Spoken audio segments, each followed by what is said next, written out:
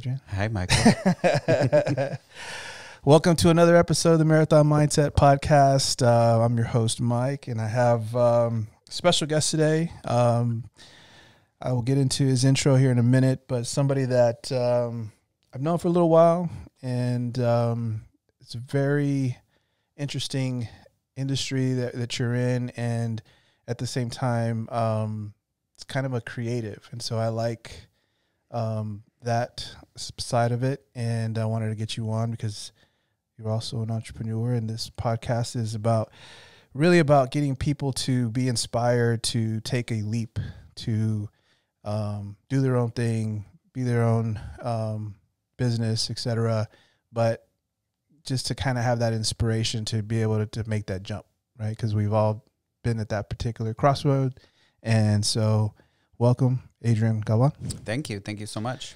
Give me a little story for the people our audience that don't, how you would introduce yourself to, I don't know, a little meet and greet.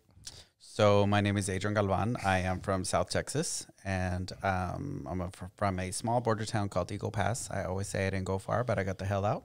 And I've been in San Antonio for almost 25 years or so, and self-employed for going on 14 years with my business called Designology, and an interior designer by trade.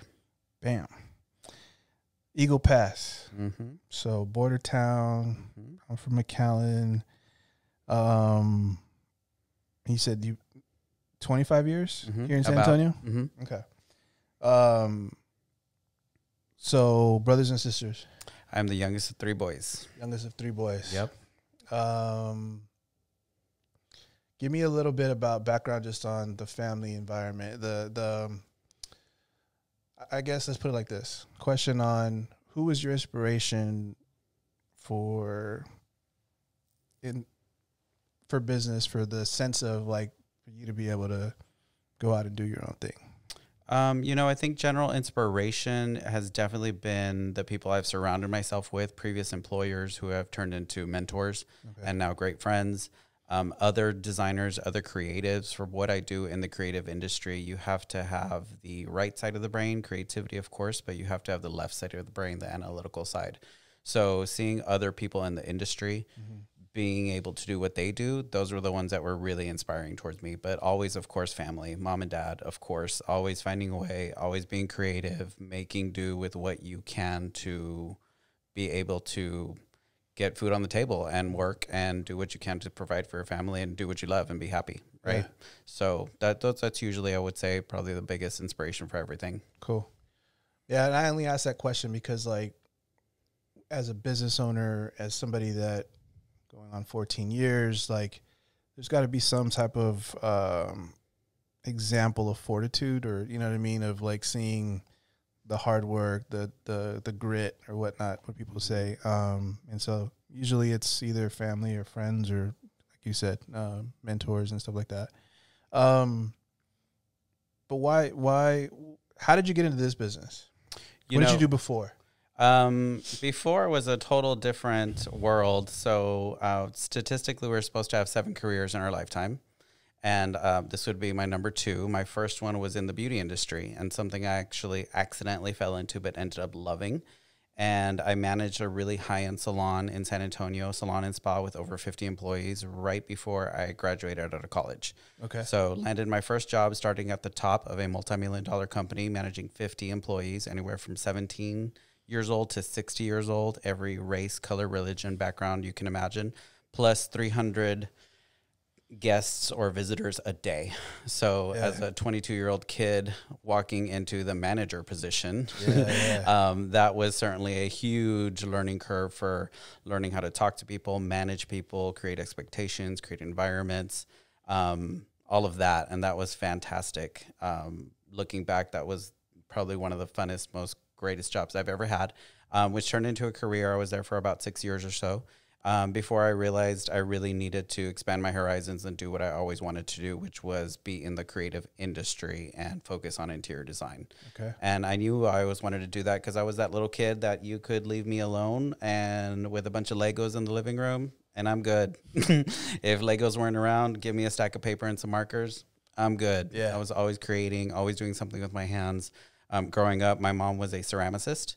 What's that? That means that she works with, her medium is ceramics. So she actually would work a 9-to-5 job or 8-to-5 job along with raising 3 kids and having a husband, and then would come home, cook dinner, do what she had to do for home life, and then would go to her back room, which nowadays we call a workshop, but in our days it was called a cuartito, which is really just, cuarto is a room. Right.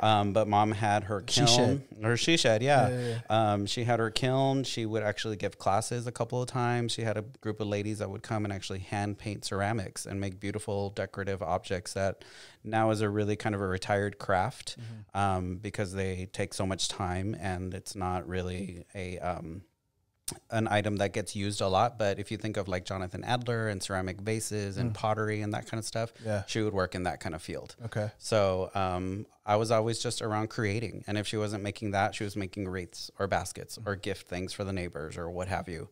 My dad was also super tactile and would work a lot with leather and rope and welding and lumber and always creating and always doing something. So that's the 2 answers for your questions of how did I get into it, and then my previous industry. Yeah. And did you start with somebody else, or did you just decide I want to go do my own thing and start in Designology? No, so Designology was born really from, in design world, there's a saying that design is where art and science intersect. Okay. So that's really where you take the 2 fields of study, if you will, with the 2 mindsets and the 2 sides of the brain and bring it together.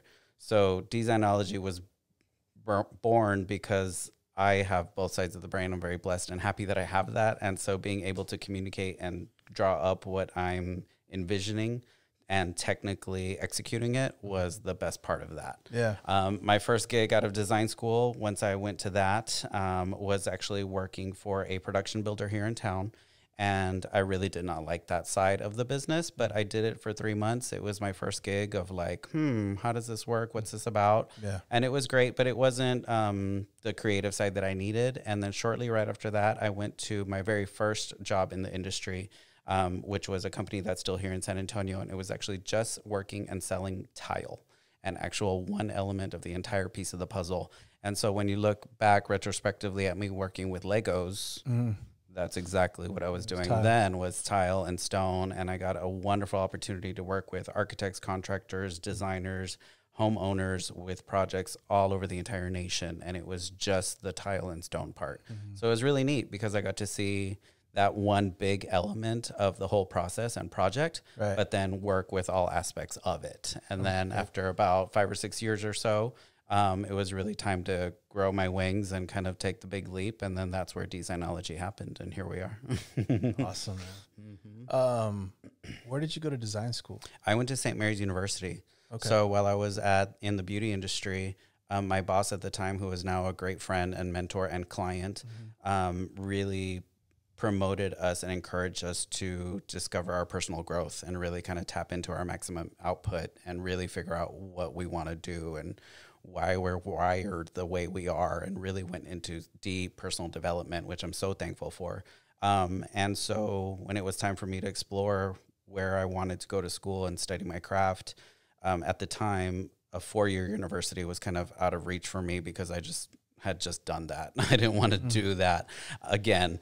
But at the same time, there was a 2-year program at St. Mary's University, which is a really great local university, and it was really aimed at second career people. Okay. So I was able to work full time and then go to night school, if you will, and study intensively for a residential program for 1 year and then a commercial program for the other year. So it was a 2-year design program, and it was great. That's awesome. And so the person that got you on the whole development part was the owner of the salon? Yep. Her name is Terry Fallon. She still is an active salon owner here in San Antonio, who has now become a client. I actually designed that salon. It won an award. Wow. One of my babies all over San Antonio. That's awesome. So yeah, she was the one who actually pushed me and pursued me and encouraged me to dig a little deeper. And I really commend her for that, because having a manager is one of the hardest jobs to fill, as you can imagine.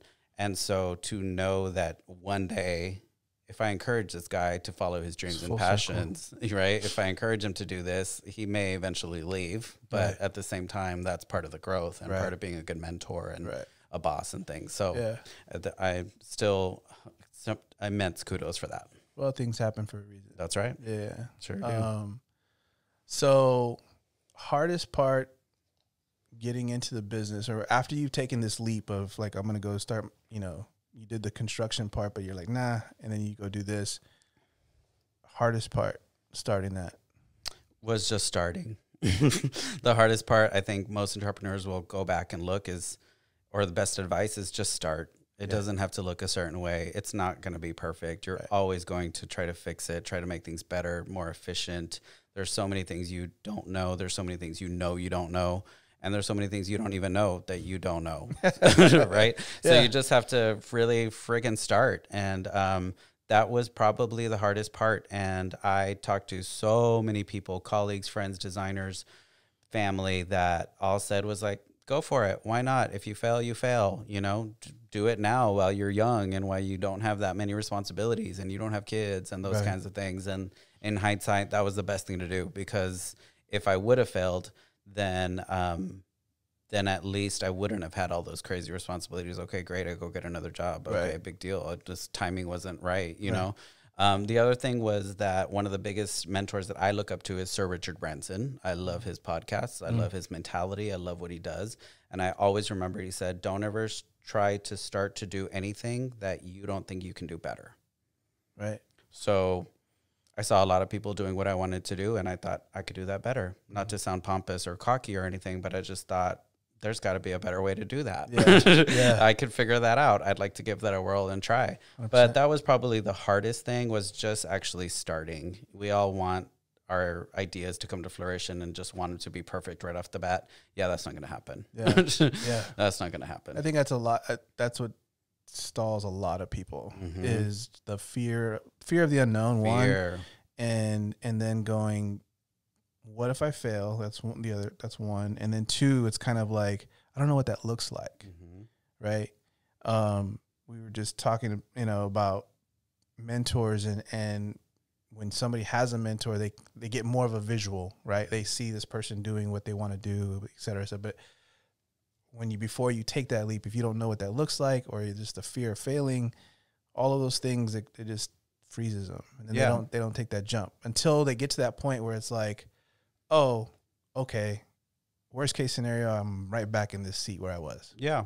Or another seat, or a smaller seat, or a different, it doesn't matter. I mean, you can always go back, right? Yeah. So why not? That was just the hardest part. And I was in agony for a long time. Say the word agony, that sounds so painful. But of just, should I do it? Could I do it? When could I do it? When would be the smartest way? Getting in my head about the logical time to do it. Of course, there are things looking back. Yeah, shouldn't have opened in a recession. Yeah, that probably wasn't smart. Oh, I did it planning for a wedding. Yeah, probably not the. Yeah, she was like, "We're gonna do what?" I said, "It can only go up." That's right. That's right. So yeah, that was probably the hardest part. Yeah. Okay, so then when did it hit you when you were like, "All right, this is my jam"? This is my jam, like I'm rocking this. Yeah. I think when I hit the 3-year mark. Okay. So when I first launched, I got a business coach. Thankfully, I bartered that. That was the best bartering I've ever done. What made you do that? I bartered it. No, I mean, what made you go, I need a business coach? Because I bartered it. Okay. Because it wasn't cheap, but I thought I didn't know what I didn't know again. And I didn't have the funds to really, I'm at so early in the stage where I'm worried about the light bill and my mortgage. I wasn't really thinking about spending $2 or $3 or $4 grand, whatever it was, on business coaching. I knew I needed it one day when I could afford it. When that would come, I don't know. But hey, bartering is an opportunity. Awesome. Yeah. So did that. That was really quick on my business, which was awesome. I did a couple of business boot camps at local universities, weekend intensives, those kinds of things. And that was fantastic. What was your question? When did you realize that this was your jam? Like, this was like that you were like, I've made it. I kind of like where I'm at, and I'm enjoying what I'm doing. Got it. I needed the reminder. So all those boot camps, all the coaching, everything, especially your first year of business, is make it through year one. Know your anniversary date. Mine is February 7th. Do you remember yours? especially since you were planning a wedding to your Oh, business. so that was a different business. Oh, But okay. that was actually April 1. See, you remember. Yeah. So always remember your anniversary date and celebrate it every damn year. But February 7th, so business coaching was get through the first year. If you can make it through the first year, statistically, you'll make it through the third year. If you can make it through the third year, you will make it to the fifth year. Fifth year, then you just jump to 10. And then here you are. So at the third year mark, I was like, all right, I think I'm good. I think I finally like got a little office space. I kind of figured out my communication style, kind of figured out the process. Which is still tweaking today, 10 years later from those 3 years. But I think at the 3-year mark, I was like, all right, I had a little office. I had my home office. I had some really good projects under my belt. Yeah. I also had a really good portfolio under my belt of some projects that I had already done. Okay. So that at that point, I remember thinking like, okay, I'm okay. I think we're okay now. But I still had to make it to year 5. That was the next focus. And that came. And then once you make it through 5, go to 10, that came. And that was a big whoop. February 7th, 10 years ago was that, or 10-year anniversary was awesome. And yeah, that was probably the moment. I'm gonna remember the celebrate the anniversary part because absolutely. I mean, I think year 1 is like, that's kind of one that everybody remembers, but I think like having those milestones at 3, 5, 10, something like that, because if you don't stop and celebrate it, like it's just, you know what I mean? It just keeps going. Yeah, it's like birthdays and anniversaries and Mother's Day and Valentine's Day. Like you just got to have, and even if it's just a quick little pause of like, wow. Yeah. If you do nothing, just think about it. Right. Just celebrate the moment that you made it. Yeah. So I think you should tell. Yeah. I mean, do a big one for 10 or 15, something like that. But, so I like the creative part of it. I mean, so I've met you through Danny, when we were designing our Remax office. And so that was my introduction to you. Came out great. We loved it. And then I reached out to you to do something at my house, and we've done some projects there. So I've seen your process, and I think it's really cool because you actually you ask there's a questionnaire. Yes, you got one. That's right. I mean, we got it for the Remax office too. But I remember like when it was having to do it with my wife, and then going through that, and it was like, okay, well, what's her style? What's your style? And that's different because working in real estate and working with builders and different things, and then they bring in designers and they have this and that. It's like I have a idea already, right? It's none of this like, well, tell me about, let me get to know, and let me do that, and it's a little different. Yes. So how did you? Is that the right side, left side? A little bit, possibly, yeah, probably. Or is it just something that you've kind of created over time? Well, not everybody gets the questionnaire, sir. Oh, special. Let me tell you that I usually don't give out those questionnaires unless I feel that I haven't walked away with a really good understanding of the space I need to create. So you're saying we were like complicated, or quiet, or reserved, or not really quite. I wasn't 100% feeling like, oh, these guys like this. Yeah. This is what they want. Gotcha. You know, so. Usually I can get a good feel for people and for what they want. And I actually don't even introduce myself as an interior designer. I say I'm a design therapist, because let's talk about why you don't like that color, right? Or, what happened. Right. So that's part of my process, because I feel from the get-go, and this is probably something I've absorbed and learned and observed and learned from other people, is that my job is to create a space that you live in, that you're comfortable with, that you're proud of, that you're cleaning, that you're paying for, that you're justifying, and I'm going to walk away.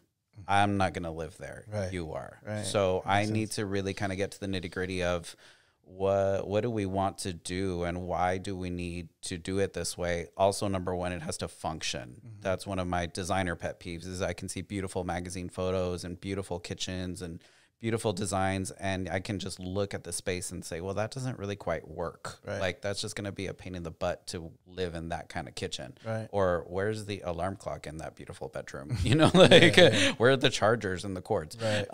So things have to work for a certain space. You have to live in that space.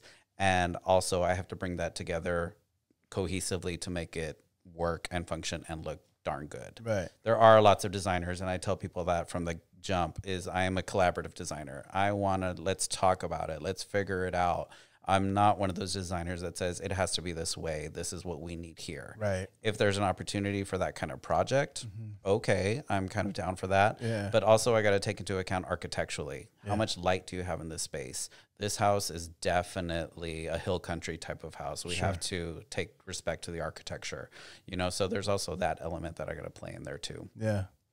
No, I think it's important because, well, I mean, like you said, I mean, and just like in real estate, there's different realtors for different folks, right? Yeah. And so, but I think maybe that's why I liked it, because it was like I wanted that collaborative feel, right? And when you bring in somebody to help you do this something for creative, you're like, well, I can be creative, but like if it's going to be somebody, I want somebody to kind of have my input too. Yeah. Not just like him tell me or she tell me what, you know, it's supposed to look like. You know what I mean? I remember your most favorite place traveled was Banff. Oh, that's where I wanted. I want to Okay, go. so Yeah, I still have you haven't made that? gone. No, All right. we're still working on that. Okay. Yeah. Cool. Oh, that's funny that you remember. I remember most random things. I also remember there were short one-word answers from you, and wifey's was like sentences, which was great. She'll like that. Yeah. Yeah. So, speaking of all that, then what's the strangest, weirdest thing that you've come across doing the space? Doing a space, strangest. Don't say anything in my office, please. There is this rooster that I don't know if y'all can see. Strangest, weirdest thing. That's a tough one. You know, I really, there's a lot of things that come up of like, okay, well, why? But some of the things that I think are so bizarre are people's reaction to some colors and the emotional connection to that. So I can tell you, and I always tell this story, that I had a client a long time ago who really wanted a color blue, and I don't remember exactly. It was the living room, I think. And I found this beautiful shade of blue that worked great with the sofa and the walls and the art, and it tied everything together, and it was just fantastic.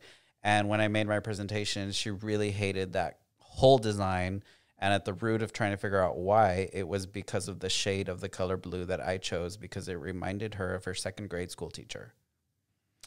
And that just killed the entire thing. Yeah. So I would have had no idea Sure. beforehand that she would have had that emotional reaction to a particular shade of blue. So the immediate thing was, can the whole design sucks. Yeah. And then it's like, wait a minute, really? Like, really does it suck? Or what's happening here? Yeah. So once I figured that out, I'm like, okay, well, how do we feel about greens? So she didn't get a questionnaire, huh? No, she didn't get a questionnaire. That's what it was. No, I didn't give her that. I should have known.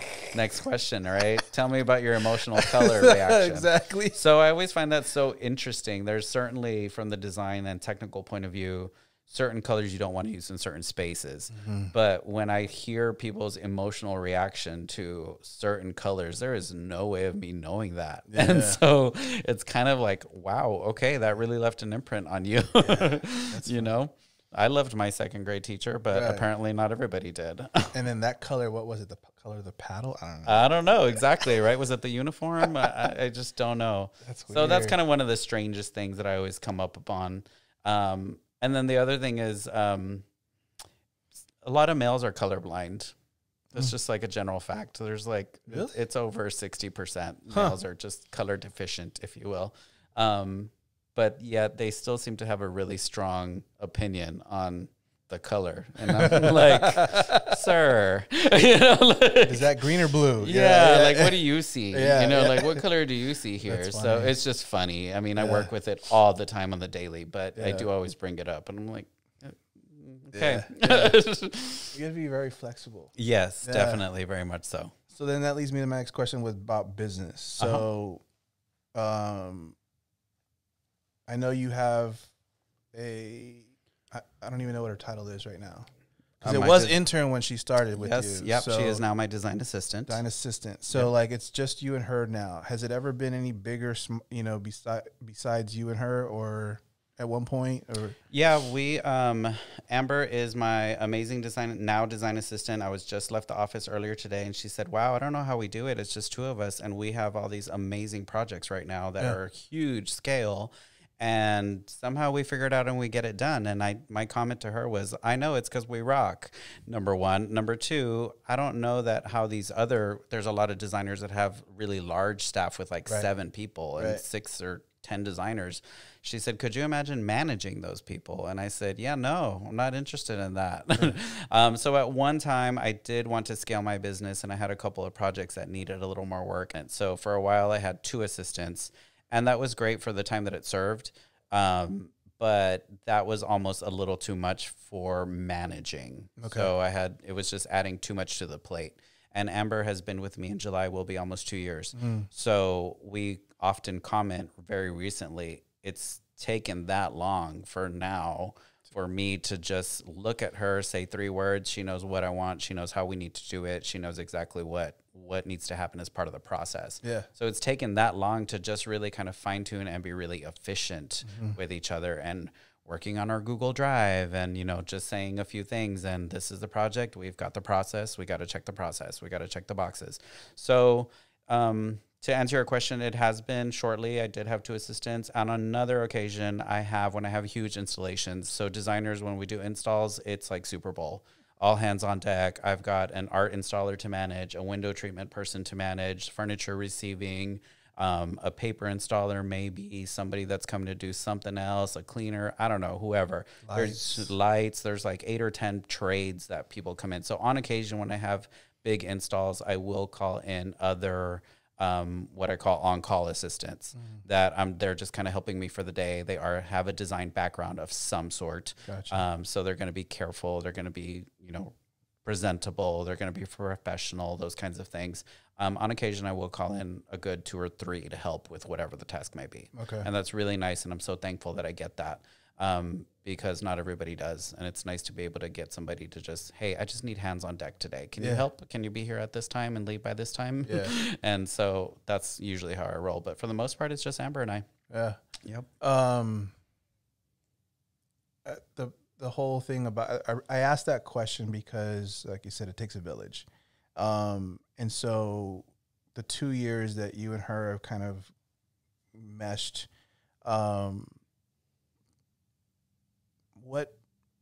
what are the things that, like, what did it take to get there? Because you've had other assistants and whatnot, but what did it take to get to that, to where, I guess, any obstacles of getting to that cohesiveness with each other? You know what I mean? Because I bring that up because of the team, right? Like having a team and having somebody that you work with. You obviously work with her hours every day because y'all have to be kind of like, you know, with each other at all times. So is that the secret of just being able to work well with you, or is it like I got to teach her and just kind of give her and then see if it works out?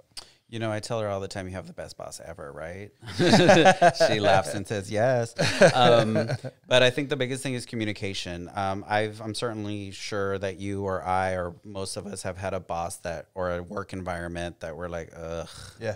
Darn, right? Or just, this sucks today. I never want to create that environment. Of course, we're all going to have our off days where it's just really hard to get to work today. Yeah. But once you're there, you're there. And so that's the expectation I set. And that came from the beauty industry, managing 50 employees, all creatives, by the way.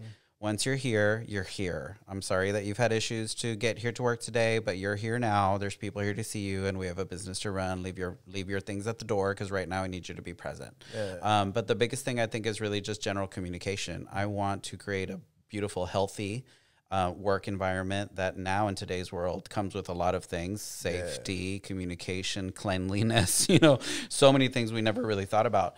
But just communication. And I ask her all the time, do you still like what you do? Are you still liking what you're doing? Are we working in a good fashion at the moment? I'm a big forecaster and a big planner. So I'm like, for the next 3 months, what do you have that we need to work around within reasonable? Is there family vacations? Is there a doctor's appointment? Is there any other commitments outside of our work life that we need to consider so that we can make our schedule work to our advantage? Don't get me wrong. Sometimes it's like, hey, let's work today for 3 hours because I know you got a hair appointment and I booked a massage.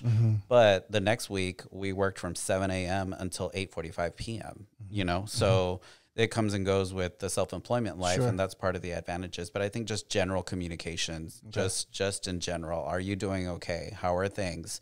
As an employee, employer, there's a fine line that you don't want to cross and shouldn't cross about knowing too much. Right. But in a very personal type of environment, it's like, how is your mom? You know, what'd y'all do for Mother's Day? How are things with your family? Those kinds of things. But we all got to have a little bit of our own personal life to ourselves. So I'm very grateful and lucky to have her. And again, just communication, making sure everything's good. Safety is big for me because as a male in the industry, which is a minority, it's very different for a female in the industry. So I will never send her alone on a job site that she's not comfortable on. Gotcha. I will never, I always tell her what kind of shoes to wear if I know, because we were on a construction site today that was full of nails. I mean, literally nails coming up with the entire floor. Wow. And so if I would have known that, hey, maybe, you know, just don't wear those kinds of shoes. But just safety. I mean, there's so many things happening today that we all have to be wary and aware of, and just making sure she's good in all aspects of everything, and also working for me and working for the business. I like that. I like that you take a pulse reading, like every, you know what I mean? Like you said, like often, and just it doesn't have to be a meeting. It's a pulse check. Yeah. Like where we're at. Do you still like what you do? I like that question. Straight up. Like, when was the last time your boss? Like, you still like what you do? I think I'm going to ask that question. Yeah. And I want her to feel, and I want anybody to feel comfortable to be like, Right. You know, I want to hear the no. You're not doing a good job for me. Like, you know, this sucks today. Or, last week was awesome. Or I don't like this. I don't like that. I want to create that open environment where we can just discuss that. And sometimes things have to be the way they have to be because it's a business and that's just what we got to do. Yeah. But sometimes we can work around it or modify it to see what we can do to make it better. Yeah. Yeah. It's important. Oh, you made me lose my train of thought. It happens. No, but, how many projects you got going on right now? Oh my gosh. Right now there's a lot. I always say that I've got anywhere from 7 to 12 always going. Just, they're all at different levels. They're all at different paces. So there's always 7 to 12. Right now there's probably about 15. Wow. My business, the way I built it is that we're in a long-term relationship. So, you know, what you see on TV where it's all like instant, the entire house. That doesn't really work out. So I have an appointment that I just scheduled before this appointment for Monday at noon. And this is from a client who I have already worked with at 2 different times over a period of 6 years. So I'm on my 3rd project with this client on the same house for a period of 6 years. So that's why there's always rotating 7 to 12 because, we got this client again and now we're working in this room, or now we have this and now we're working on that. So 7 to 12 to answer your question, and all ranges, which I love. So commercial, residential, event, biophilia I'm really into right now. So I've got 2. I know, right? It sounds so scientific. Biophilia, greenery, green walls, moss walls, all that kind of stuff. We're putting green in environment. That's a scientific name. So a little bit of everything. I do what I call residential. Don't love the word, but I use it. There's also another one that I'm not into right now called hospitential. Don't love the word, but it's a thing. Okay. So yeah, I mean, a little bit of everything. We just installed a huge 20-person Airbnb at Lake LBJ. Wow. We just came off of a bathroom remodel house today that we did a walkthrough for. Monday, that appointment's going to be a whole living room furniture design. And then at the end of the week, next week, I have just an outdoor space design. That's cool. We're doing the outdoor furniture and pool and ledge loungers and patio umbrellas and those kinds of things. Yeah. So I love that it's constantly different. Yeah. Yeah. No, 100%. What is hospitential? Right? That's the one you're like, what? I'm like, yeah. So in our industry, there's residential. And hospitality. Hospitality. Hospitential. It's like Benifer. I know. I know, don't but like it. tell me where that space would be. So hospitality design, if you take that apart, hospitality design is hotels, Right. resorts, things like that, which is a commercial part of the project. Right. So whenever we're designing commercial projects, we have to design them so that they perform like commercial projects. So fabrics need to perform a certain way. Things aren't going to be what's the word I'm looking for, where they tear very easily, abrasion surfaces, fire codes, you know, things like that. They have to suffice 20 people versus just 3. Got it. So that's hospitality design. And then residential is where you want it to feel like your home. But residential performs in a different way. Right. So I can put a leather sofa in a residential home all day long. Do I really want a whole leather sofa in a hotel? No.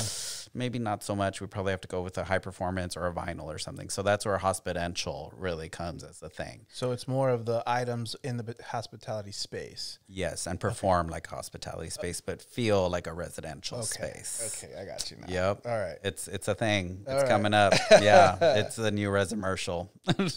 Yeah, I don't know. I like all that stuff. I just think because it's the creative spot, right? Like there's so many intricate details with a space, especially like that, where you're like the whole hospitality part and then going, but I want it to feel like this. And then, but the fabrics and the different things, like that's cool. With a splash of biophilia. A splash of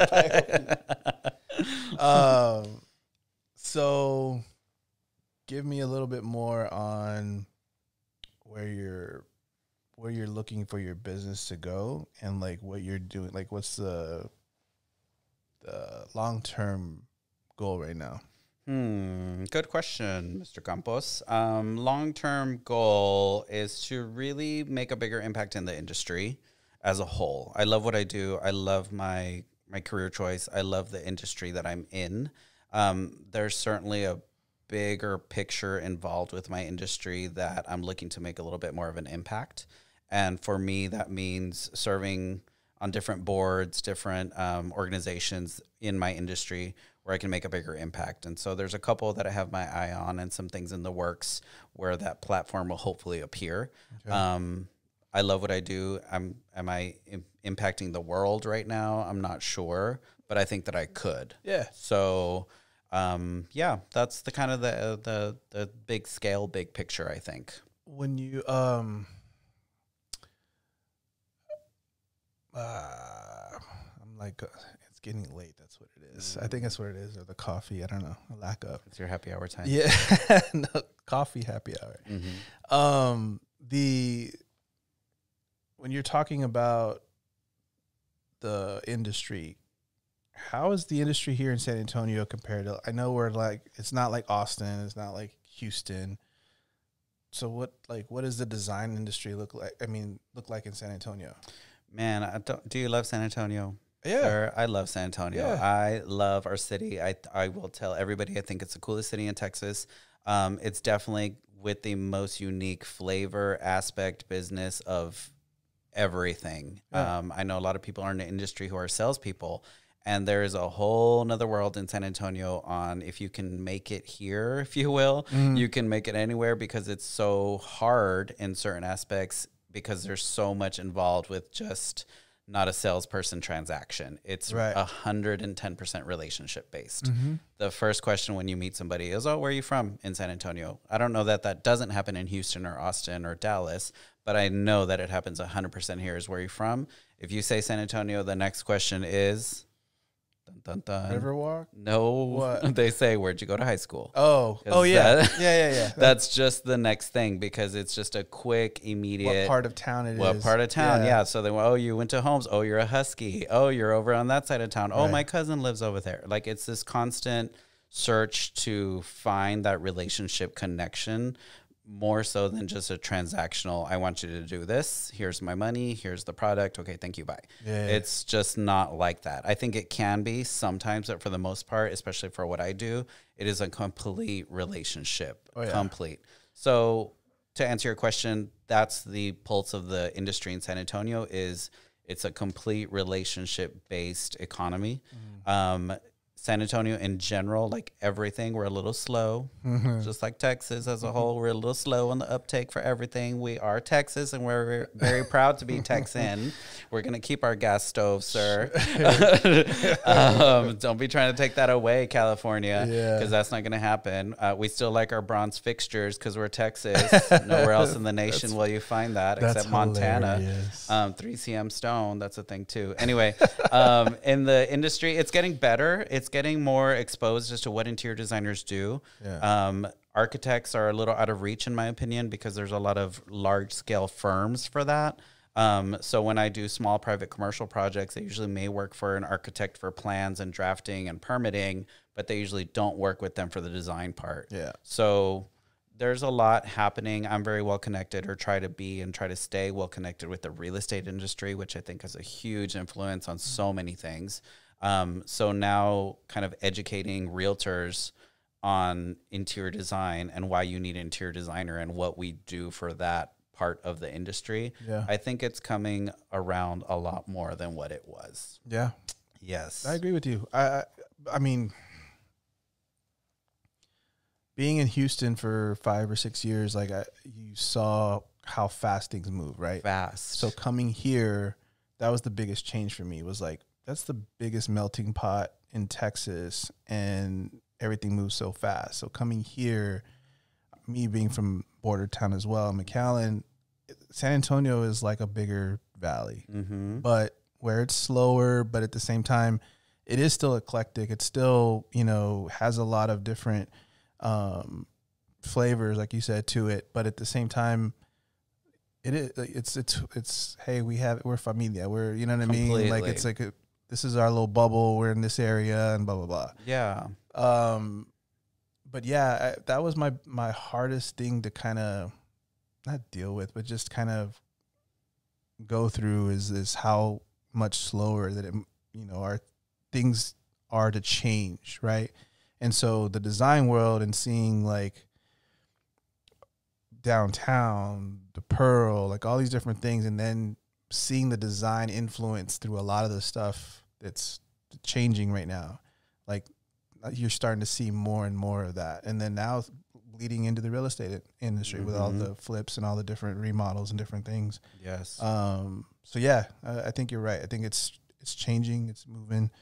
And I think COVID kind of had a little bit to do with that. Yeah.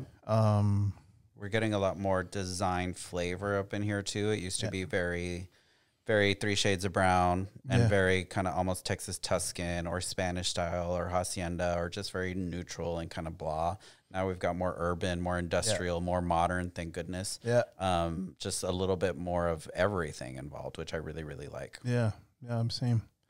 Do you have a morning routine? My morning routine. I've been waking up a lot earlier. I just told my parents I'm at the age where I just wake up at 6:45.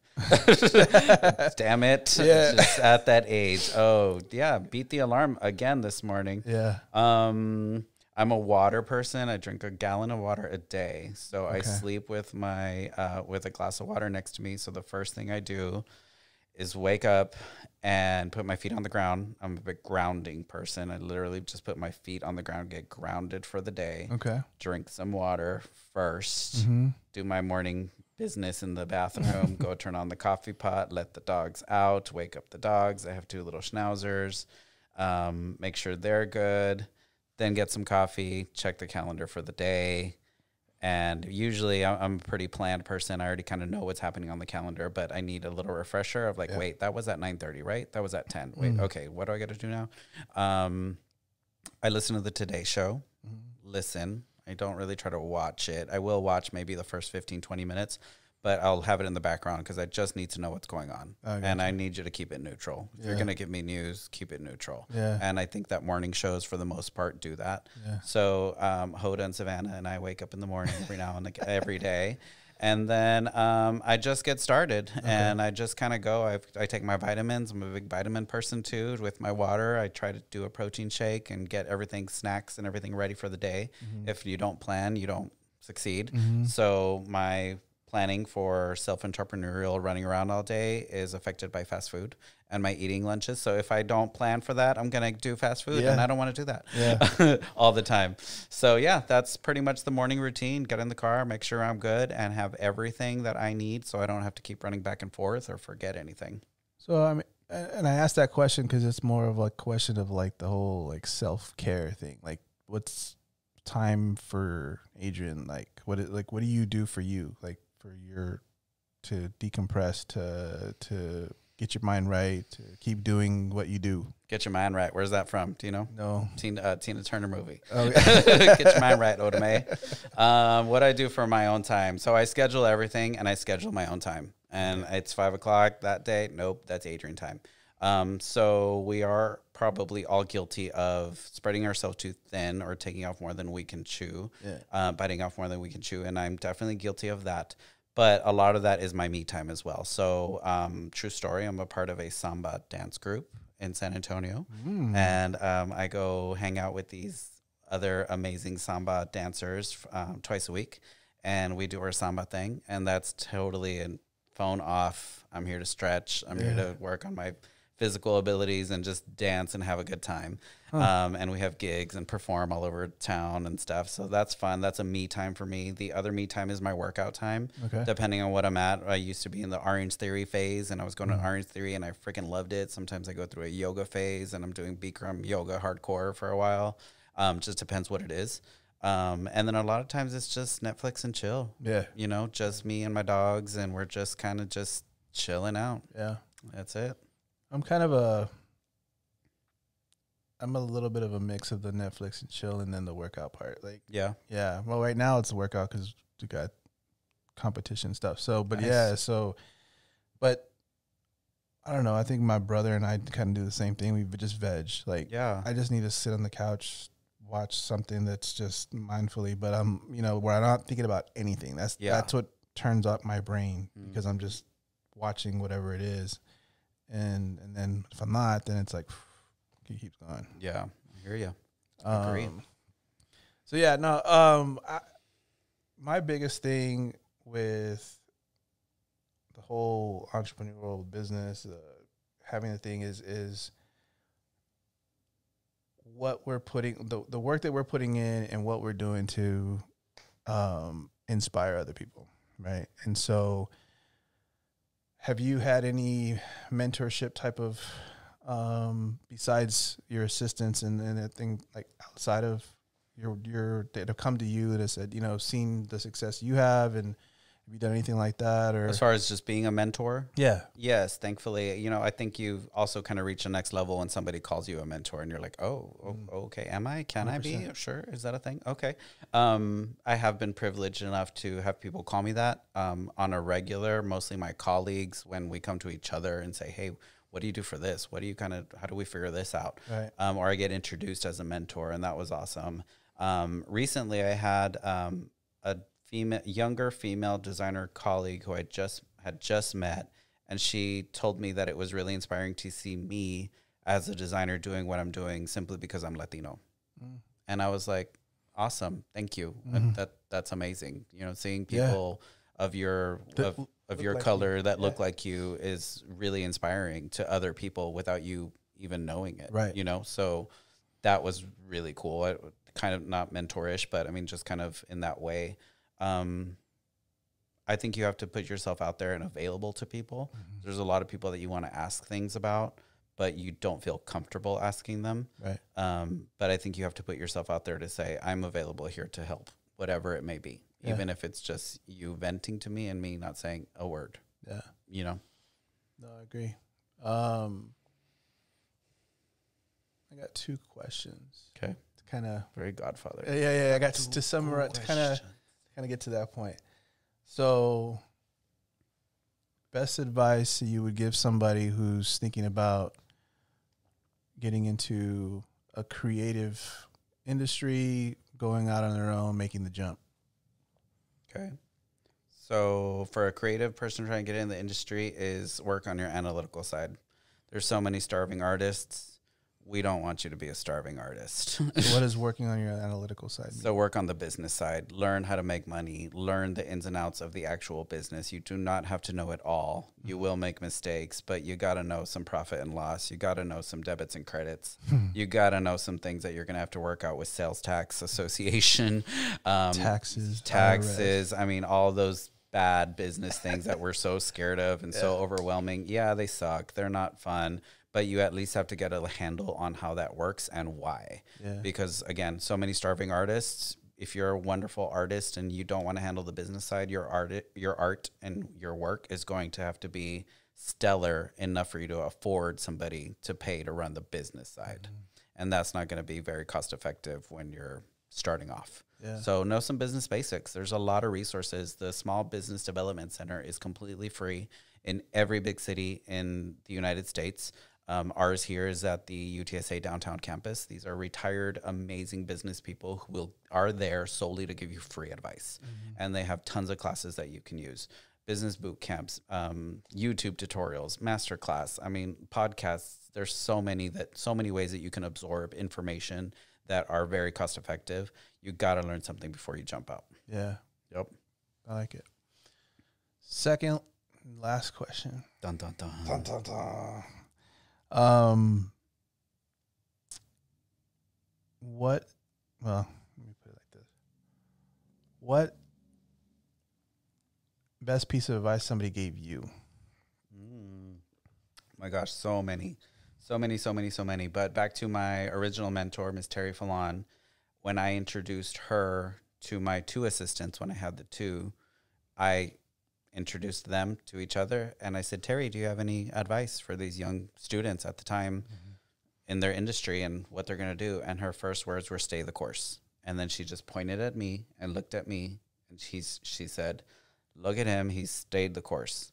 I don't know if she really intentionally meant for me to hear it as well, but I heard it as well. And it's stay the course. The 1 year to get you to the 3, to the 5, to the 10, to the now 13, to hopefully the 20. Maybe you and I are doing this again where, we're in our 60s and we're like, hey, Michael, I can't get the stairs. Yeah. No, because I do yoga. Right. But stay the course. I mean, some days suck. Some projects suck. Some projects don't work out like they were supposed to. Or, every now and again, a client may not pay you. And that may be money if you're not managing your business correctly that you were really relying on, that you need to pay the mortgage or do whatever you need to do.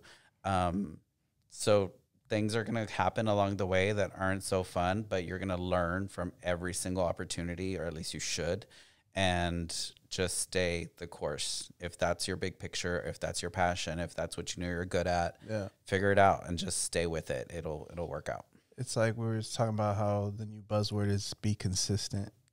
Right, like consistency is everything's about consistency right now, and it's like it's always been that way. Yeah, like that's a new buzzword. It's like everybody's using it more and more now, and so like that's kind of parallel to that. But yeah, 100%. Yeah. So how can people find you? Well, there's all the socials, which I'm not the best at, but it's Designology. I'm out there everywhere, and happy to have a conversation if it's coffee, martini, bourbon, just a glass of water, even about anything creative. Again, design therapist more than anything. And let's talk about why you don't like that shade of blue and figure out how we can make it better for you. So yeah, that. Facebook, Instagram, website, all the things. But you'll see me out there. Sounds good, man. Yes, sir. Thanks for having me today. I really appreciate the time. Thank you so much. And we'll look forward to it. Nice socks there, sir. Thanks, sir. I got my coffee. That's right. I like it. Conversation. Coffee I like your shirt. A little coffee tool. I love your coffee tool. I like it. Awesome. All right, brother. Thank you. Thank you. All right.